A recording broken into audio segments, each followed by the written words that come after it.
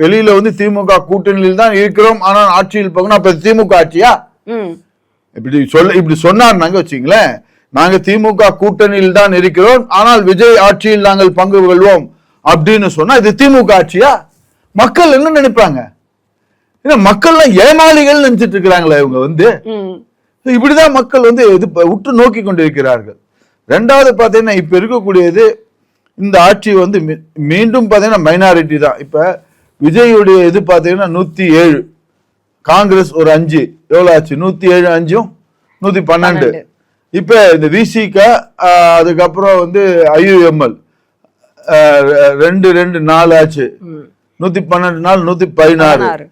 இப்ப CPI CPM அவங்க வெளியே இருந்து கூட அவங்க எப்பவானா எதனா அவங்களுடைய கொள்கைக்கோ சித்தாந்தத்துக்கோ சிபிஐ சிபிஎம் அவங்க கொள்கைக்கோ சித்தாந்தத்துக்கோ இந்த அரசு எதனா முடிவு எடுத்தாங்கன்னு வச்சுங்களேன், எப்பவானா வாபஸ் வாங்கிட்டாங்கன்னா இது மெஜாரிட்டியை நிரூபிக்க முடியாத ஒரு தருணத்துக்கு வந்துவிடும். புரிஞ்சுட்டீங்களா? அப்ப 116 சிபிஐ சிபிஎம்ல ஒரு 4 120 எம்எல்ஏக்கள்ல இப்ப ஆட்சி நடந்துட்டு இருக்குது. இப்ப கிங் மேக்கரே பாத்தீங்கன்னாக்க சிபிஐ சிபிஎம் தான். அவங்க தான் இப்ப ஆட்சியை அப்படி கொண்டு கடிவாளத்தை கொண்டு இது பண்ணிட்டு இருக்கிறாங்க. ஆட்சியில் அவங்க பங்கு பெற இந்த விஷயத்துல நான் சிபிஐ கம்யூனிஸ்ட் தோழர்களை நான் தலைவணங்கி பாராட்டுகிறேன். அவங்க எப்பவுமே பாத்தீங்கன்னா ஆட்சியில பங்குன்றது என்னைக்குமே இருக்க மாட்டாங்க. அவங்களுக்கு தேவை வந்து ஒரு சித்தாந்தம், ஒரு கொள்கை அடிப்படையில் அவங்க பயணிக்கிறேன். அவங்கள நான் பாராட்டுகிறேன், வரவேற்கிறேன்.